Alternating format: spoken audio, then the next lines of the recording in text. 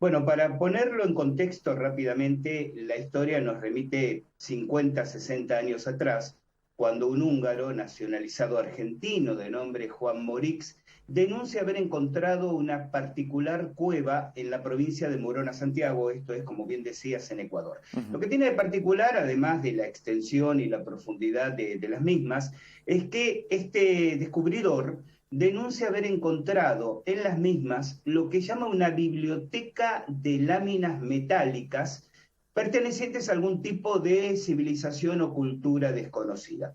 Pasan los años, este tema que estaba como reservado a un círculo de conocedores y apasionados de los misterios, es reflejado en un libro, año 1973, del conocido escritor Erich von Däniken. El libro se titulaba El oro de los dioses y giraba alrededor de estos supuestos descubrimientos. Y esto instala un poco a nivel de opinión pública mundial la curiosidad por esa cueva. Se realizaron en estos 50 años distintas expediciones, una muy famosa en el año 1976 dirigida por el ex astronauta Neil Armstrong, el primer hombre que pisa la Ujú. Luna, una expedición ecuatoriano-británica, y queda para la discusión, el debate, si el lugar en particular albergó en algún momento esas láminas, pues que más allá de unos pocos primeros visitantes, un puñado de personas, todas las expediciones posteriores no encontraron de esa biblioteca ningún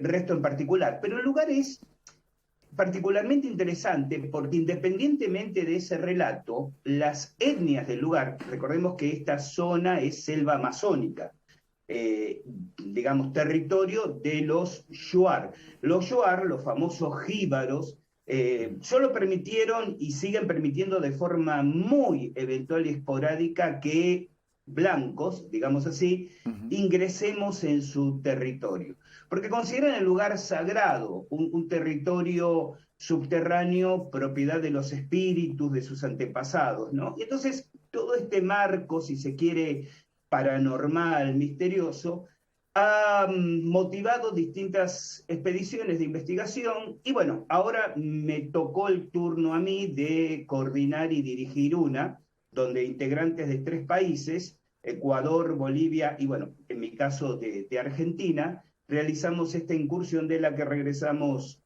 apenas 10 días atrás.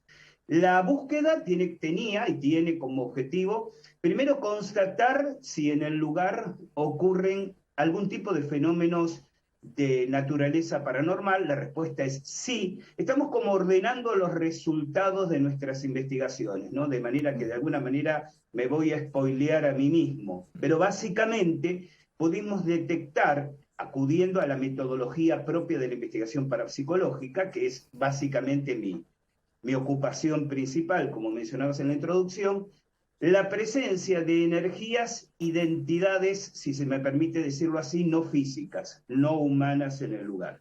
De la leyenda de esta biblioteca de láminas metálicas, no encontramos, por lo menos en esa primera incursión, evidencia, pero redondeo con este concepto, Darío.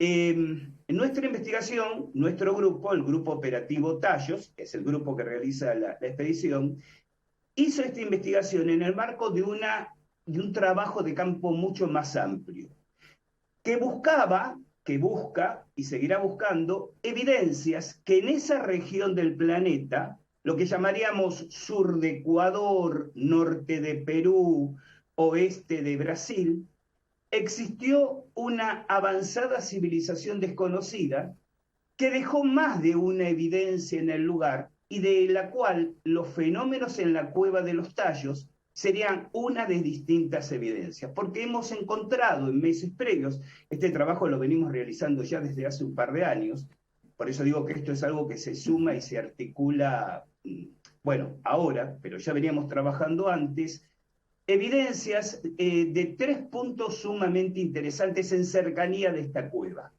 Un lugar con la presencia de menires, le recordamos a la gente que en Europa se llama menires a unas piedras talladas artificialmente, puestas de forma vertical, generalmente en círculos, como el famoso Stonehenge.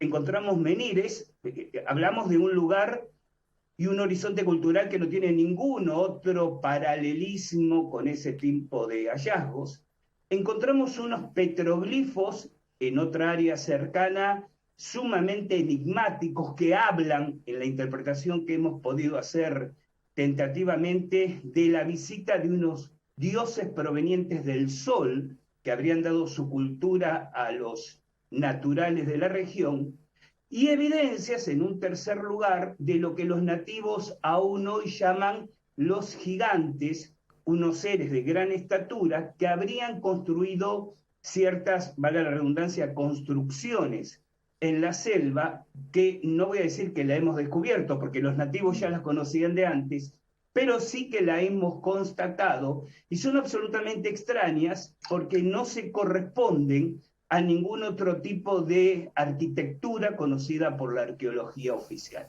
Este conjunto de enigmas, este conjunto de misterios, entonces, articulados con todas las leyendas, con todas las historias de la Cueva de los Tallos, es lo que motivó esta expedición y es lo que seguramente motivará otras visitas en el futuro cercano. Muy interesante, Gustavo, todo lo que nos está contando justamente, y estamos compartiendo imágenes de la cueva, por supuesto, pero por ahí también hay mucha gente que nos escucha a través de la radio y no conoce tanto, ¿no?, este sitio, este lugar. Cuéntenos un poco cómo es para acceder, ¿no?, si es de fácil acceso, si uno va como turista puede acceder o es bastante dificultoso llegar a ese lugar, y si hay cierta protección, ¿no?, para que no, como ya sabemos, ocurren actos vandálicos a veces de sitios tan importantes para la humanidad, si hay cierta protección o cómo es el tema. Empiezo por el final. Yo me quedaría muy tranquilo contra el vandalismo porque la brutalidad física y mental que exige llegar al lugar creo que desalienta en el camino a todo idiota que quiera estar escribiendo Carlitos Amalola. ¿Me explico? No olvidemos, como yo decía antes, que el territorio es, inclusive por ley ecuatoriana, propiedad de los Shuar. Y los Shuar, o sea, esta etnia indígena, no se anda con chiquitas. Muy pocos años atrás retuvieron y azotaron a los integrantes de una expedición española-alemana que había entrado en el territorio sin su debida autorización. Al punto de, inclusive si alguien dice, pero esto es terrible, ¿cómo van a privar de la libertad a extranjeros y los van a azotar? Pero que en ese territorio impera la ley del Shuar, no la ley del hombre blanco. Al punto de que en nuestra expedición, como ocurre con otras, siempre hay un Shuar presente para vigilar que se respete el lugar, pero no solo que se respete para no vandalizarlo, que se respete dentro de los particulares códigos sagrados, si me permiten decirlo así, que ellos tienen. Por ejemplo, nombro una anécdota. Antes de ingresar a la cueva, llegar al lugar es extremadamente difícil, extremadamente difícil. Ustedes piensen que tienen, luego de unos 40 minutos de navegación en canoa por el río Namangosa, que es un río local, uno llega a un punto de desembarco y tiene entre 4 y 5 horas de caminata en la selva, pero no es una selva plana, es una selva de montaña con una pendiente permanente de ascenso entre 45 y 60 grados, donde no hay lugar para descansar, excepto el punto en que uno se encuentre, ¿no?, de pie, recuperar el aire y seguir subiendo. Temperatura en todo momento alrededor de 35 grados, humedad casi del 100%, es realmente un trabajo, un esfuerzo físico casi extenuante, que obviamente no es para turistas, de hecho no es para cualquiera. Si a eso le suman que todo el camino es lodoso, embarrado, y es muy gracioso recordándolo a la distancia, ¿no? Les digo que en el momento nos causaba cualquier cosa menos gracia. Hay dos tipos de barro en la zona. Un barro donde hundes la bota, porque íbamos con botas de caucho hasta la rodilla, bueno, porque sabíamos que el camino estaba lodoso y además por precaución con las víboras, ¿no?, con las serpientes. La mitad del camino se te entierran las botas hasta la mitad y tenés que estar tironeando de la misma para poder arrancarla del barro con el esfuerzo físico entonces que cada paso significa. Y la segunda mitad es un barro como jabón, que si pisás equivocadamente, te vas, resbalás por el barro y retrocediste 20 metros en la caída que tenés que rehacer, ¿no? Eso a la ida y a la vuelta. Bien. Cuando en la ida llegás a la comunidad de Ushuar, que se encuentra relativamente cercana y que es la guardiana, la custodia, ellos te imponen la necesidad de hacer unas pinturas ceremoniales en los rostros.